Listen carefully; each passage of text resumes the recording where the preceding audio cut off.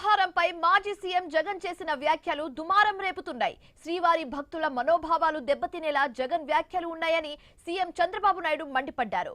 జగన్ భక్తుల మనోభావాలు అంటే లెక్కలేదన్నారు. బాబాయ్ హత్యనే సెటిల్ చేసుకుందామని చూసిన జగన్ తిరుమల పరకామణి చోరీని కూడా సెటిల్ చేయాలని చూడడం ఘోరమని ఆగ్రహం వ్యక్తం చేశారు. దొంగతనాన్ని కూడా తప్పు కాదు అని చెప్పే వాళ్లను ఏమనాలని ప్రశ్నించారు. సెటిల్మెంట్ విషయాలపై ఇలాంటి వ్యాఖ్యలు చేయడమేంటని నిలదీశారు చంద్రబాబు నాయుడు.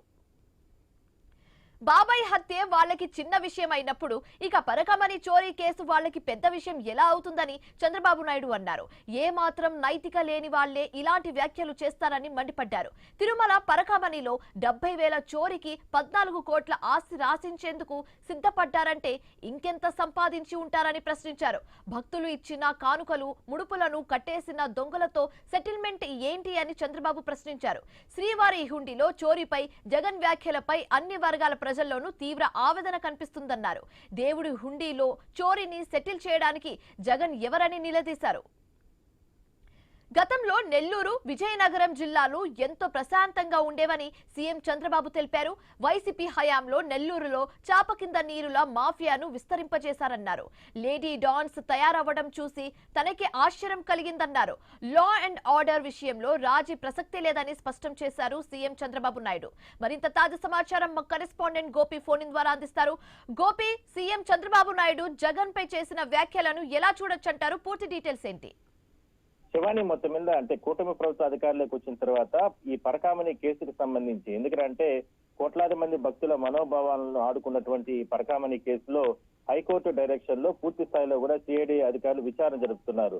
అయితే ఇప్పటి వరకు జరిగినటువంటి విచారణ వేరు. ఎందుకంటే అధికారులు కానీ అదేవిధంగానే అందులో ప్రధాన నిందితులు ఎవరైతే ఉన్నారో రవికుమార్, వీళ్ళందరినీ కూడా సిఐడి అధికారులు విచారణ జరుపుతున్నారు.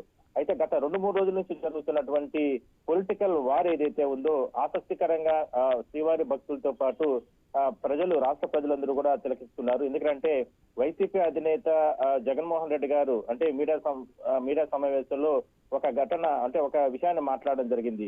అది చాలా చిన్న అంశము. పరకామణి కేసుకు సంబంధించి అక్కడ రవికుమార్ అనే వ్యక్తి కేవలం ఒక $7-8 మాత్రమే, అంటే 70,000 రూపాయలు విలువ గల డాలర్లు మాత్రం అతను తీసుకోవడం జరిగింది. దీన్ని పెద్ద ఎత్తున రాద్ధాంతం చేస్తున్నారు. అది అలా తీసుకున్న కారణంగా కోట్ల రూపాయలకు సంబంధించిన ఆస్తులను టీటీడీకి రాసి ఇవ్వడం జరిగింది. ఇందులో తప్పేముందంటూ కూడా సమర్థించేటటువంటి వ్యాఖ్యల్ని అధికార పార్టీ, అది కాకుండా ప్రభుత్వ అధినేత ముఖ్యమంత్రి చంద్రబాబు చాలా ఘాటుగా మాట్లాడడం జరిగింది. అంటే భక్తుల మనోభావాలు, అంటే ఒక పార్టీ అధినేతగా ఉండి ఒక ముఖ్యమంత్రి, రాష్ట్రానికి ముఖ్యమంత్రిగా పనిచేసినటువంటి వ్యక్తి ప్రజలకి ఏ విధంగా సంకేతం ఇస్తున్నారు, అది కాకుండా స్వామివారికి సంబంధించినటువంటి భక్తులకి ఏ రకంగా వాళ్ళకు సంకేతం ఇస్తున్నారు. అంటే ఆలయం లోపల అంటే చేసింది చిన్న తప్ప పెద్ద తప్ప అనేది పక్కన పెట్టేస్తే, అంటే తప్పు చిన్న తప్పు అని ఆయనే డైరెక్ట్ గా చెప్పడం అనేది కరెక్ట్ కాదు అంటే అంటూ కూడా ఆయన చాలా ఘాటుగా మాట్లాడడం జరిగింది. అయితే దీనికి సంబంధించి మాత్రం గత 2 రోజుల నుంచి కూడా పొలిటికల్ ఇష్యూ టర్న్ తిరిగిన నేపథ్యంలో రెండు పార్టీల మధ్యన పెద్ద ఎత్తున వారు అంటే చర్చ అయితే నడుస్తుంది. అయితే శ్రీవారి భక్తులు మాత్రం మరోవైపు కొంతమంది ప్రజలు వాళ్ళ అభిప్రాయం మాత్రం అది చిన్న తప్పైనా పెద్ద తప్పైనా తప్పు తప్పే, ఎందుకంటే స్వామివారి సన్నిధిలో అంత ఘోరంగా అంత తప్పు చేశారు కాబట్టి ఆయనకి కఠినంగా శిక్షలు అయితే విధించాల్సిన అవసరం ఉంది. కానీ దాన్ని రాజీ చేయడం, గత ప్రభుత్వంలో రాజీ చేయడమే అది ఒక మరో తప్పు అంటూ కూడా వాళ్ళు కొంతమంది వాళ్ళ అభిప్రాయాన్ని వ్యక్తం చేస్తున్నారు. సో మొత్తం మీద మాత్రం ఒకవైపు సిఐడి అధికారులు ఇప్పటికే పూర్తి స్థాయిలో విచారణ జరుపుతున్నారు. హైకోర్టు డైరెక్షన్ లో 9వ తారీఖున ఈ కేసుకు సంబంధించి కూడా వాయిదా వేయడం జరిగింది. ఎట్టి పరిస్థితుల్లో కూడా అంటే 9వ తారీఖున మరికొన్ని వాదనల తర్వాత కీలక అరెస్టులు కూడా జరిగే అవకాశం అయితే ఉంది.